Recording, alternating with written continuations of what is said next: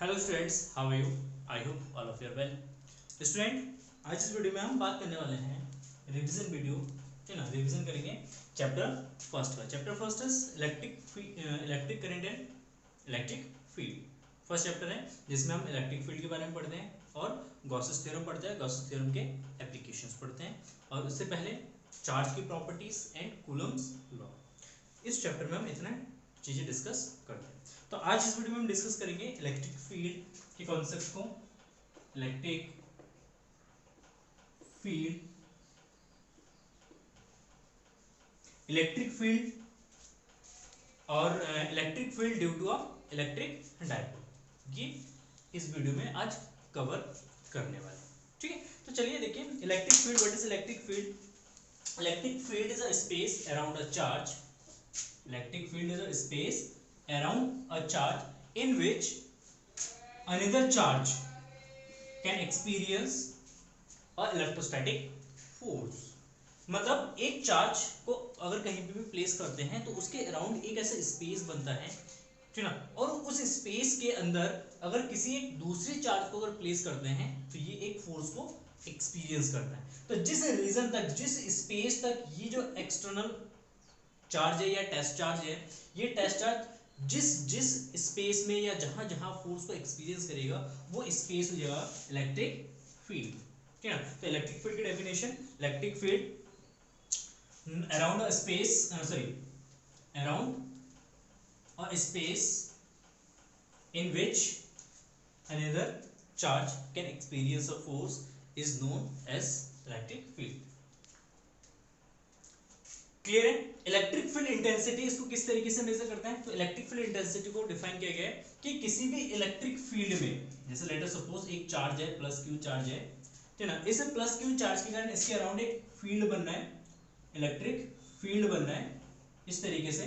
और इस electric field में अगर एक यूनिट टेस्ट चार्ज को प्लेस करते हैं, Q naught is a unit test charge, अगर एक यूनिट टेस्ट चार्ज को प्लेस करेंगे और ये यूनिट टेस्ट चार्ज जितना फोर्स को एक्सपीरियंस करेगा उस फोर्स के मैग्नीट्यूड को कहेंगे इलेक्ट्रिक फील्ड की intensity, intensity of electric field. Clear है? मतलब इस पॉइंट पे लेट अस सपोज यहाँ पे एक चार्ज है, प्लस क्यू चार्ज है, इससे कुछ डिस्टेंस आर डिस्टेंस पर अगर हमने एक टेस्ट चार्ज रखा है क्यू नॉट, और इस क्यू नॉट टेस्ट चार्ज पे एक फोर्स लग रहा है F, electrostatic force F work कर रहा है, then electric field intensity E is equal to, ठीक है, पर यूनिट चार्ज पे, per unit means 1 coulomb of charge पे कितना फोर्स एक्ट करेगा, तो 1 कूलम ऑफ चार्ज पे फोर्स एक्ट करेगा F upon Q not.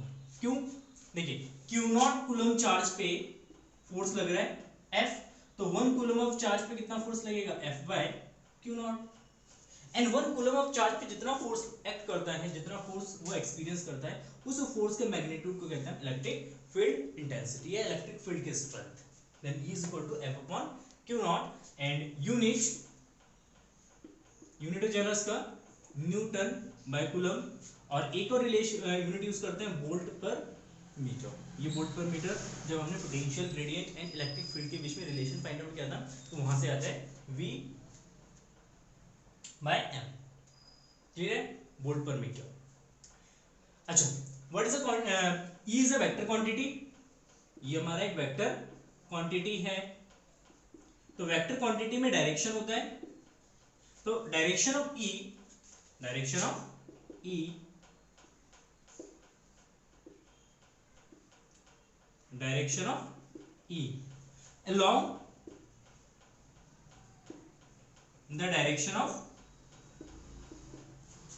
Force, मतलब जिस डायरेक्शन में फोर्स एक्ट करेगा, जिस डायरेक्शन में फोर्स एक्ट करेगा, फोर्स का जो डायरेक्शन होगा वो हमारा इलेक्ट्रिक फील्ड का डायरेक्शन हो जाएगा। इट मींस इस पॉइंट पे अगर फोर्स इस डायरेक्शन में है, अगर फोर्स इस डायरेक्शन में है तो इस पॉइंट पे जो इलेक्ट्रिक फील्ड होगा वो भी इसी डायरेक्शन में।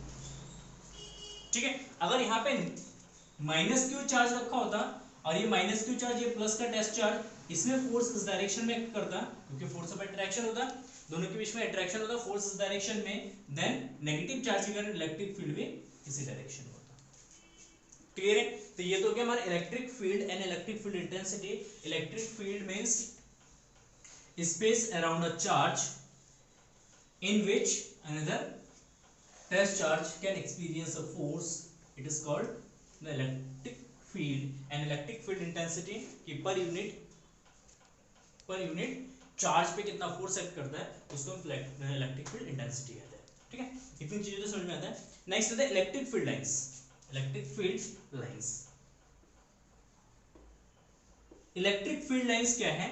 तो इलेक्ट्रिक फील्ड लाइंस बेसिकली एक हाइपोथेटिकल कॉन्सेप्ट है जो विजुअलाइज करने के लिए दिया था। इलेक्ट्रिक फील्ड को विजुअलाइज करने के लिए हमने एक कॉन्सेप्ट को इंट्रोड्यूस किया था, इलेक्ट्रिक फील्ड लाइंस। तो इलेक्ट्रिक फील्ड लाइंस बेसिकली एक हाइपोथेटिकल कॉन्सेप्ट है, काल्पनिक है, इमेजिनरी है, ऐसा रियल में होता है या नहीं होता है पता नहीं, लेकिन इलेक्ट्रिक फील्ड को विजुअलाइज करने के लिए हमने ये कॉन्सेप्ट फिजिक्स में इंट्रोड्यूस किया और इसी की हेल्प से बहुत सारी चीजों को हम एक्सप्लेन कर सकते हैं। तो what is electric field lines? Electric field lines means अगर इलेक्ट्रिक फील्ड में ये पॉजिटिव चार्ज है, इस इलेक्ट्रिक फील्ड में अगर एक पॉजिटिव टेस्ट चार्ज को कहीं प्लेस करते हैं, लेट अस सपोज यहाँ पे एक पॉजिटिव टेस्ट चार्ज को प्लेस किया है, तो पॉजिटिव टेस्ट चार्ज इस चार्ज के अराउंड जिस पाथ से मूव करता है या जिस पाथ पे मूव करेगा, जैसे दोनों के पास पॉजिटिव चार्ज है तो ये स्ट्रेट मूव करेगा, ठीक है ना। तो ये जो मोशन है, मोशन का जो पाथ है, इसका जो पाथ है, इस पाथ को हम अगर एक लाइन से रिप्रेजेंट करते हैं, इस पाथ को एक लाइन से, चाहे वो स्ट्रेट लाइन हो या कर्व्ड लाइन हो, तो इस पाथ को जिस लाइन से रिप्रेजेंट करेंगे वो लाइन हो जाएगा इलेक्ट्रिक फील्ड लाइंस। ठीक है, तो ये स्ट्रेट भी हो सकता है और कर्व्ड भी हो सकता है। सो फर्स्ट प्रॉपर्टीज होता है इलेक्ट्रिक फील्ड लाइंस की कि electric field lines originated from positive charge. मतलब एक पॉजिटिव अगर चार्ज है तो इस पॉजिटिव चार्ज से इलेक्ट्रिक फील्ड लाइंस क्या होता है? ओरिजिनेट होता है। Electric field originated from positive charge, and अगर नेगेटिव चार्ज है तो नेगेटिव चार्ज से इलेक्ट्रिक फील्ड क्या होता है? टर्मिनेट्स होता है। ये फर्स्ट प्रॉपर्टी है इलेक्ट्रिक फील्ड लाइंस की। फर्स्ट प्रॉपर्टीज है electric field lines are originated from positive charge and terminates at negative charge. Negative charge पे टर्मिनेट्स होता है। अच्छा, सेकंड प्रॉपर्टीज होता है it's a open curve, it's form a open curve. मतलब ये हमेशा ओपन कर्व बनाता है, कभी भी ये क्लोज्ड कर्व नहीं बनाता। लेट अस सपोज अगर यहाँ पे एक पॉजिटिव चार्ज है, यहाँ पे एक नेगेटिव चार्ज है, इनके बीच में जो इलेक्ट्रिक फील्ड लाइंस का पैटर्न होगा वो पॉजिटिव टू नेगेटिव होगा, इस तरीके से पॉजिटिव टू नेगेटिव होगा। ठीक है, लेकिन यहाँ पे जो फील्ड लाइंस अगर देखेंगे तो पॉजिटिव से ओरिजिनेट होता है और नेगेटिव में टर्मिनेट होता है। तो पॉजिटिव से नेगेटिव, ये पॉजिटिव से गया और नेगेटिव में टर्मिनेट हुआ, तो एक जो कर्व बनाएगा ये कैसा बनाएगा? ओपन कर्व होगा। ये कभी भी क्लोज्ड कर्व नहीं होता है, इसीलिए positive and negative charge individually exist करता है। अगर हम मैग्नेटिक फील्ड पढ़ेंगे ना, या आपने क्लास 10th में पढ़ा होगा इलेक्ट्रिक फील्ड, मैग्नेटिक फील्ड, तो उसमें अपने ये डिस्कस क्या होगा कि मैग्नेटिक फील्ड जो है वो क्लोज्ड कर्व में होता है। क्लोज्ड कर्व में क्या होता है? आउटसाइड द मैग्नेट नॉर्थ से साउथ जाता है, साउथ से फिर इनसाइड द मैग्नेट साउथ से नॉर्थ, तो क्या बनाता है? क्लोज्ड कर्व बनाता है। तो इसीलिए नॉर्थ और साउथ पोल को कभी भी हम अलग अलग नहीं कर सकते, सेपरेट नहीं कर सकते। लेकिन इलेक्ट्रिक फील्ड एक ओपन कर्व बनाता है, इसलिए electric field lines open curve होता है, इसलिए positive and negative charge individually exist करता है। तो it's a second properties. And third properties, ठीक है ना, थर्ड प्रॉपर्टीज ये है कि अगर कोई भी एक मैग्नेटिक फील्ड लाइंस है, ठीक है, एक कर्व्ड मैग्नेटिक फील्ड लाइंस है, उस कर्व्ड मैग्नेटिक फील्ड लाइंस के अगर किसी भी पॉइंट पर अगर मैग्नेटिक फील्ड का डायरेक्शंस निकालना है, लेट अस सपोज ए पॉइंट पे मैग्नेटिक फील्ड का डायरेक्शन फाइंड आउट करना है, तो इस पॉइंट पर अगर एक टेंजेंट ड्रॉ करेंगे, इस पॉइंट पे एक टेंजेंट ड्रॉ करेंगे, तो ये टेंजेंट जो है at this point electric field के डायरेक्शन को रिप्रेजेंट करेगा, इलेक्ट्रिक फील्ड के डायरेक्शन को रिप्रेजेंट करेगा। ठीक है ना, it is a third property. And fourth property है two electric field never intersect to each other. मतलब टू मैग्नेटिक इलेक्ट्रिक फील्ड जो है, लेट अस सपोज ये एक इलेक्ट्रिक फील्ड है एंड जो है let us suppose it is another electric field, दो इलेक्ट्रिक फील्ड है, कभी भी एक पॉइंट पे इंटरसेक्ट नहीं कर सकते, they never be intersect to each other. क्यों? Why? Because at this point we can draw two tangent line, एक इस कर्व्ड लाइन पे एक टेंजेंट ड्रॉ कर सकते हैं, एक इस कर्व पे एक टेंजेंट ड्रॉ कर सकते हैं। ये तो टू टेंजेंट जो है एक ही पॉइंट पे टू अलग अलग मैग्नेटिक फील्ड के डायरेक्शन को शो कर रहा है। मतलब एक ही पॉइंट पर एट अ इंटरसेक्टिंग पॉइंट पर मैग्नेटिक इलेक्ट्रिक फील्ड के दो डायरेक्शन है, ये किस डायरेक्शन में किस डायरेक्शन में, इट मींस एक ही पॉइंट पर इलेक्ट्रिक फील्ड के मोर देन टू डायरेक्शन या टू या मोर देन टू डायरेक्शन कभी भी पॉसिबल नहीं होते हैं। इसका मतलब किसी एक पर्टिकुलर पॉइंट पे इलेक्ट्रिक फील्ड के किसी एक पर्टिकुलर पॉइंट पे इलेक्ट्रिक फील्ड का वन डायरेक्शन ही पॉसिबल है, एक से ज्यादा डायरेक्शन पॉसिबल नहीं होते, इसीलिए कभी भी इलेक्ट्रिक फील्ड लाइंस एक दूसरे को इंटरसेक्ट नहीं करते हैं। तो इसका फोर्थ प्रॉपर्टी है। ये तो कि हमारे electric field and electric field lines, एक बार आप इसको पढ़ लेंगे तो आपको इजीली समझ आ जाएगा। ठीक है, चलिए देखते हैं नेक्स्ट। अगर हम बात करें इलेक्ट्रिक डायपोल की and electric field due to a point charge discuss करते हैं, फिर डायपोल डिस्कस करते हैं। इलेक्ट्रिक फील्ड सिंपल सा है, बस बिना लैंग्वेज के बताऊंगा। Electric field due to a point charge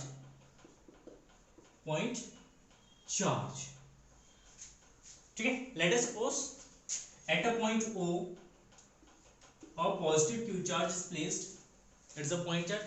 देखिए यहाँ पे पॉइंट चार्ज का मतलब क्या होता है, पॉइंट चार्ज का मतलब होता है कि एक ऐसा चार्ज जिसका साइज डिस्टेंस के कंपैरिजन में बहुत स्मॉल है, ठीक है ना। एक ऐसा चार्ज जिसका साइज डिस्टेंस के कंपैरिजन में अगर बहुत स्मॉल है तो उसको कहते हैं पॉइंट चार्ज। तो एक बड़ा सा स्फीयर भी एक पॉइंट चार्ज के जैसा बिहेव करता है अगर डिस्टेंस उसके कंपैरिजन में बहुत ज्यादा हो तो, ठीक है। तो यहाँ पे एक पॉइंट चार्ज है eight a point O, right. r distance पे एक पॉइंट P है और इस पॉइंट P पे हमें क्या करना है, इलेक्ट्रिक फील्ड फाइंड आउट करना है। तो इस पॉइंट पे इलेक्ट्रिक फील्ड फाइंड आउट करने के लिए लेट अस सपोज यहाँ पे एक टेस्ट चार्ज रख देते हैं plus Q naught, then the force between this two charge is equal to 1 by 4 pi epsilon naught q naught by r square। then electric field at point P क्या जाएगा, E is equal to 1 by 4 pi ऐसे लिखेंगे, E is equal to F by Q naught according to the definition of electric field intensity। E is equal to F upon Q naught, F upon Q naught use करेंगे तो यहाँ पे F 1 by 4 pi epsilon naught Q naught by R square divided by Q naught से Q naught cancel हो जाएगा, then E is equal to 1 upon 4 pi epsilon naught Q by R square। ये हमारा electric field का formula जाएगा due to a point charge. Simple सा question होता है, सिंपल से डेरिवेशन है। क्या करना है, दो चार्ज ले लेंगे, एक Q नॉट, दोनों के बीच में फोर्स निकालेंगे और फोर्स को Q नॉट से डिवाइड कर देंगे तो इलेक्ट्रिक फील्ड का फॉर्मूला आ जाएगा। ठीक है, it is a electric field due to a point charge, simple है। नाउ नेक्स्ट इलेक्ट्रिक डायपोल, और इलेक्ट्रिक डायपोल के लिए हम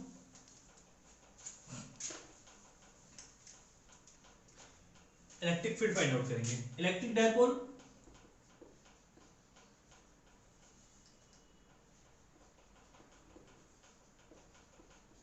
what is electric dipole?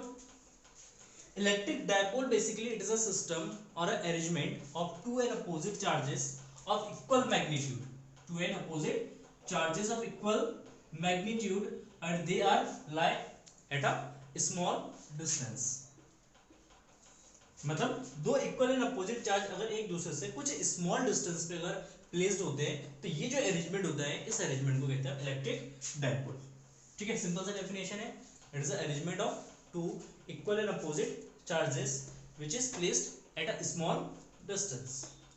Clear है, एक Q charge plus Q charge, एक माइनस क्यू चार्ज, दोनों का मैग्नीट्यूड सेम होगा, नेचर अपोजिट होगा, एक प्लस का होगा एक माइनस का होगा, और एक स्मॉल डिस्टेंस पे अगर प्लेस्ड है तो ये हमारा एक इलेक्ट्रिक डायपोल बनाता है। इसके एग्जांपल्स जैसे लेट अस सी HCl है, HCl में H पॉजिटिव होता है और Cl नेगेटिव होता है, कुछ स्मॉल डिस्टेंस पे होते हैं तो एक डायपोल बनाता है।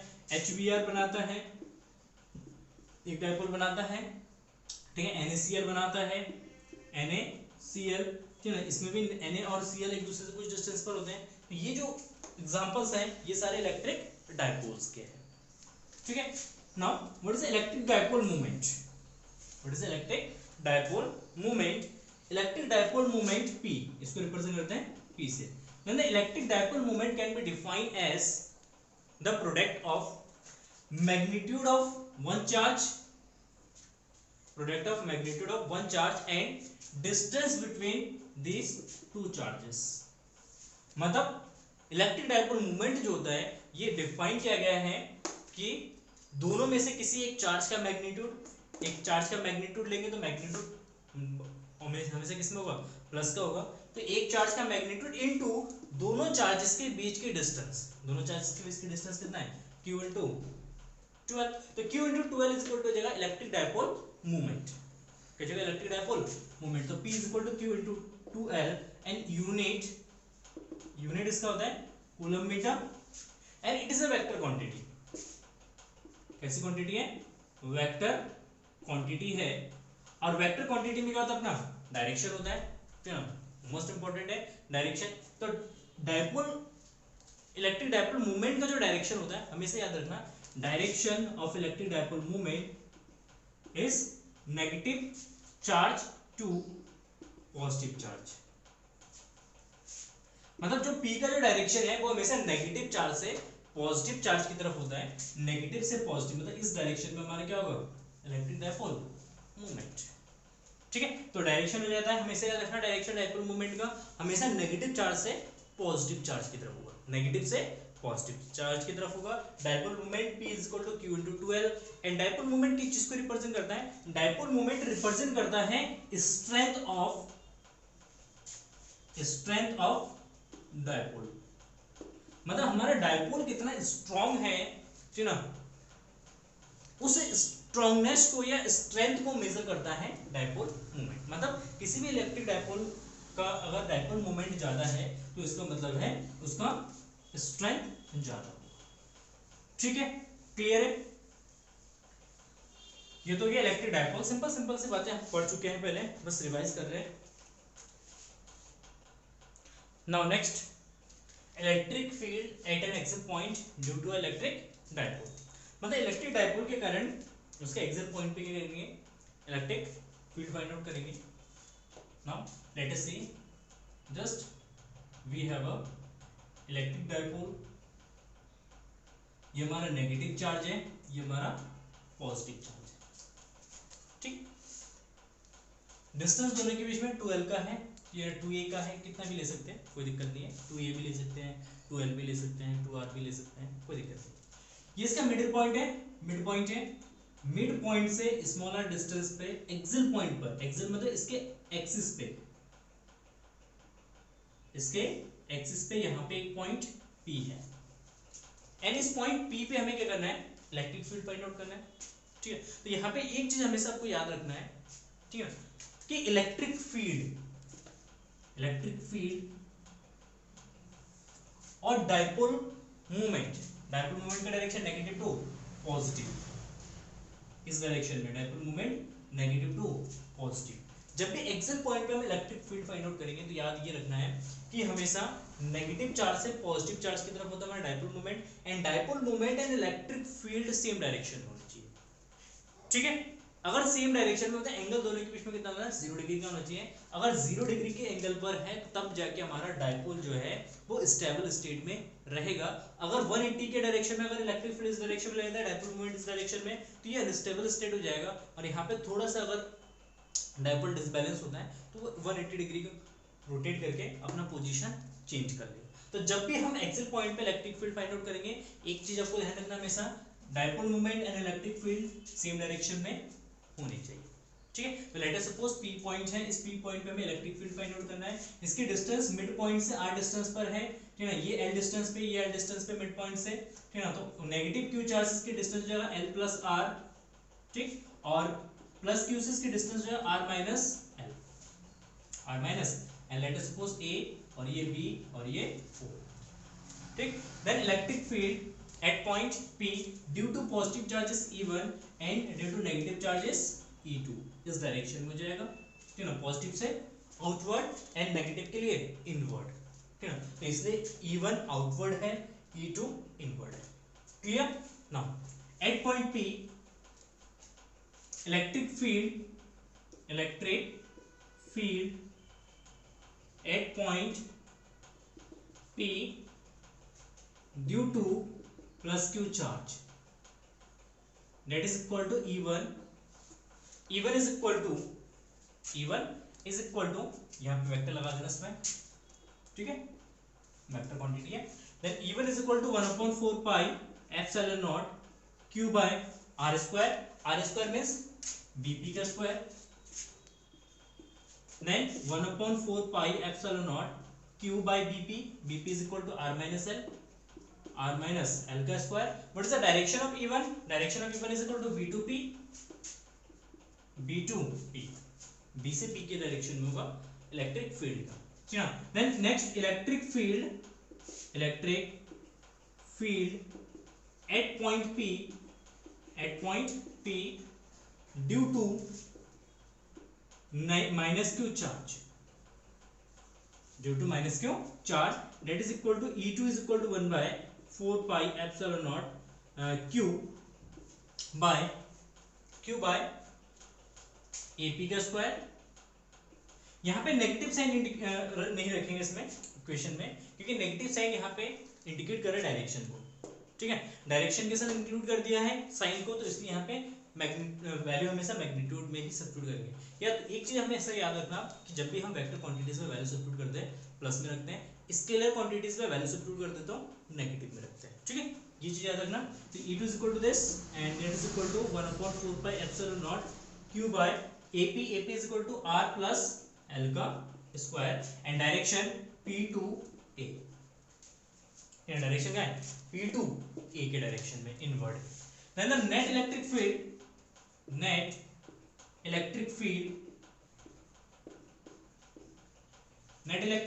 E is equal to, देखिए अब इसमें से ग्रेटर में से लेस को माइनस करेंगे, ग्रेटर कौन होगा? E1 होगा, क्योंकि इसका R minus L1 न्यूमरेटर कम है, इसका ज्यादा है, तो E2 का वैल्यू लेस होगा E1 से, तो हम E1 में से E2 को माइनस करेंगे. E1 माइनस E2 E1 हो जाएगा value 1/4 pi epsilon naught Q by R minus L का स्क्वायर माइनस ये हो जाएगा 1/4 pi epsilon naught Q by R plus L का स्क्वायर. क्लियर है? कॉमन ले लेते हैं. क्या कॉमन आएगा? 1/4 pi epsilon naught Q common आ जाएगा, ये बचेगा 1 by R minus L का square minus 1 by R plus L का स्क्वायर. अब इसको सॉल्व करते हैं. तो अगर इसको सॉल्व करेंगे तो देखें क्या मिलता है हमें.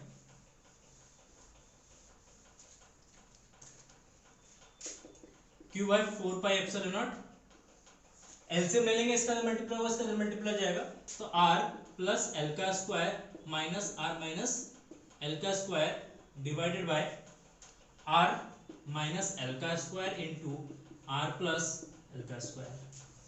ठीक है, अब पूरे मैथमेटिक्स इसमें कैलकुलेशन है. Q upon 4 pi epsilon naught a square minus b square, तो a प्लस b और a minus b r plus l minus r plus l. ठीक है, a plus b a minus b and divided by, ठीक देखिए a minus b a plus b तो r square minus l square का square. ठीक है, तो यहाँ पे L से L कैंसिल हो जाएगा, यहाँ पे R से R कैंसिल हो जाएगा, तो Q upon 4 pi epsilon naught Q upon 4 pi epsilon not और ये R plus R 2R into 2L divided bye R square minus L square का होल स्क्वायर. तो यहाँ पे क्या होगा? R एक कंडीशन लेंगे, R is greater than L, then R square is greater than L square. ठीक है, R स्क्वायर का जो वैल्यू है L स्क्वायर से क्या होगा? बहुत ज्यादा होगा, बहुत. तो हम क्या करेंगे? L स्क्वायर को यहाँ से छोड़ देंगे, इसको नेगलेक्ट कर देंगे, तो ये Q अपॉन 4 पाई, या ऐसे लिखते हैं इसको 1/4 pi epsilon naught Q into 2L Q into 2L into 2R divided by R की पावर 4. एक R से एक R कैंसिल हो जाएगा. Q into 2L is equal to P होता है, इलेक्ट्रिक डाइपोल मोमेंट होता है, हमने पढ़ चुके हैं. तो 1/4 pi epsilon naught 2p by r cube. ठीक है, ये हमारा फॉर्मूला हो जाएगा किसके लिए? Electric dipole moment, sorry electric field due to electric dipole at axial point. Next equatorial point पे फाइंड आउट करते हैं. सिंपल सा कांसेप्ट है इसका. इक्वेटोरियल पॉइंट पे निकालेंगे. ठीक है ना, इक्वेटोरियल पॉइंट पे देखते हैं क्या है electric field.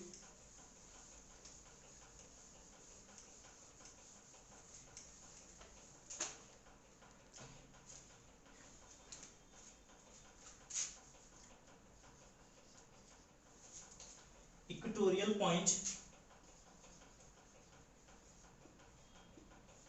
Electric field at an equatorial point due to electric dipole. Equatorial point क्या होता है? लेट अस सपोज ये हमारा एक इलेक्ट्रिक डायपोल है, यहाँ पे चार्ज रखा है, यहाँ पे माइनस का चार्ज रखा है, ये इसका सेंटर है, ठीक। अगर इस सेंटर के परपेंडिकुलर अगर कोई भी लाइन पास हो रहा है, इसके सेंटर से अगर कोई भी एक लाइन पास हो रहा है, परपेंडिकुलर है, तो इस परपेंडिकुलर लाइन में अगर कोई भी पॉइंट होगा तो उस पॉइंट को कहेंगे equatorial point. Is it clear? मतलब इसके सेंटर से कोई भी लाइन अगर पास हो रहा है तो उस लाइन पे जो भी पॉइंट होगा उस पॉइंट को कहेंगे आप इक्वेटोरियल पॉइंट। तो इसमें इसके इक्वेटोरियल पॉइंट पे कोई एक पॉइंट ले लेते हैं इक्वेटोरियल पोजीशन में। लेट अस सपोज यहाँ पे एक पॉइंट है P, जिसके डिस्टेंस है R मिड पॉइंट से, ठीक है। तो इस पॉइंट P पे हमें इलेक्ट्रिक फील्ड फाइंड आउट करना है। लेट अस सपोज ये RL है, ये L है, ये सेंटर हो गया A, ये B हो गया, ठीक। तो A से P तक की डिस्टेंस एंड B से P तक की डिस्टेंस क्या होगा?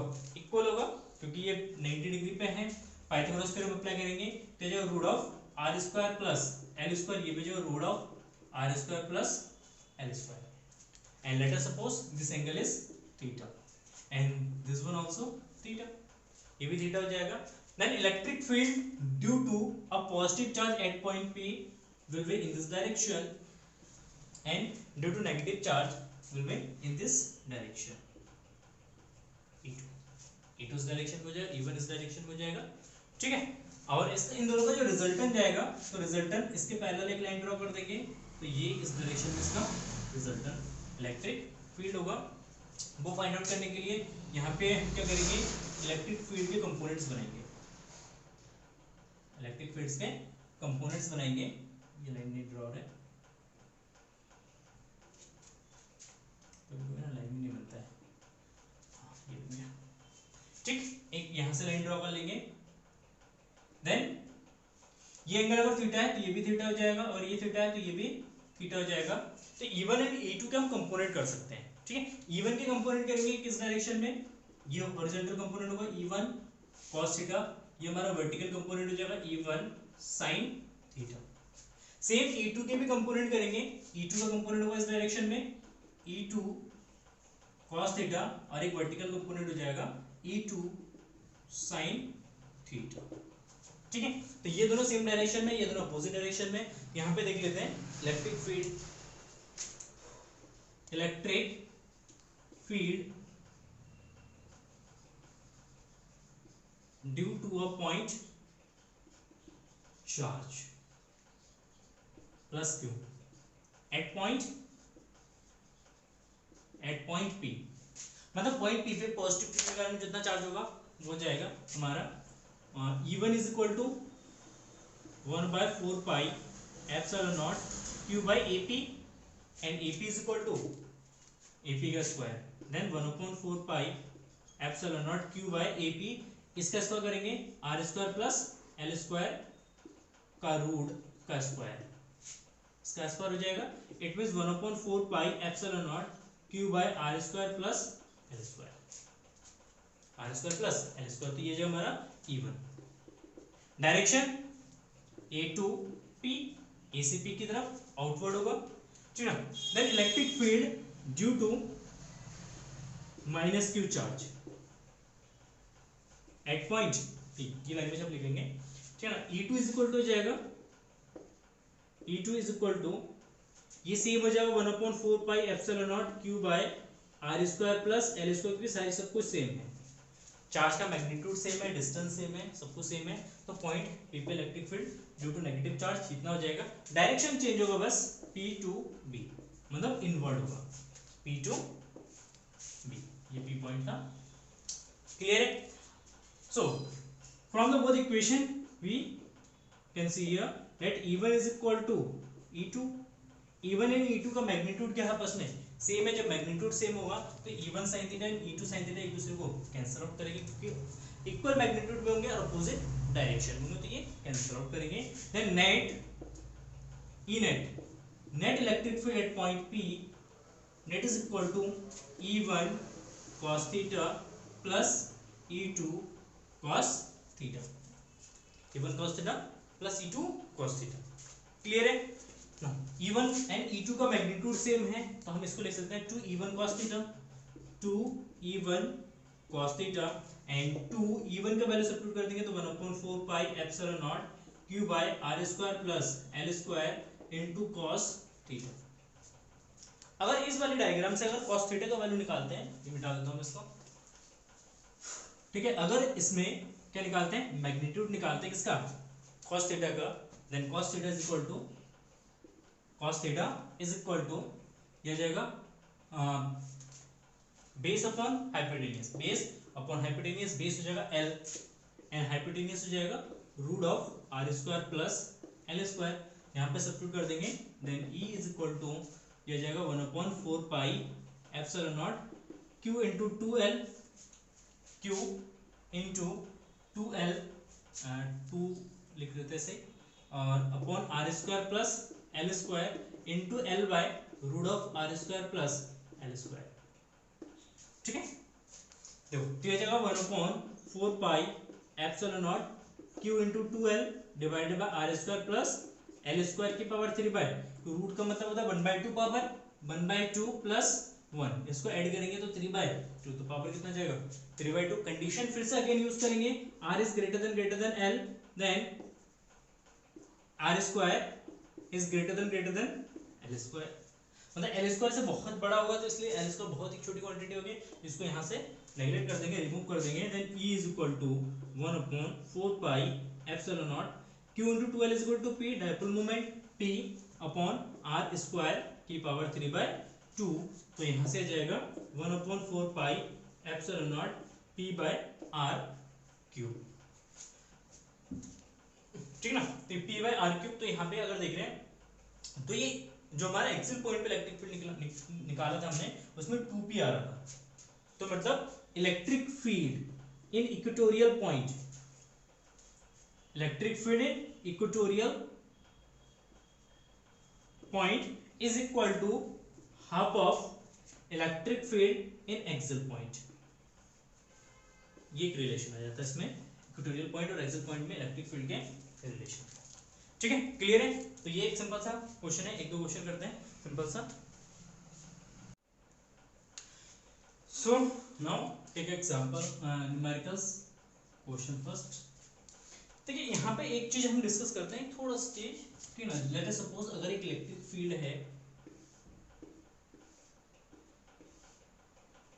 ठीक है, इस इलेक्ट्रिक फील्ड के अंदर एक चार्ज बॉडी को प्लेस करते हैं, Q चार्ज है प्लस Q चार्ज है, तो ये Q चार्ज पे इलेक्ट्रिक फील्ड क्या करता है, एक फोर्स लगाता है, कहाँ, अपवर्ड डायरेक्शन में, F is equal to Q।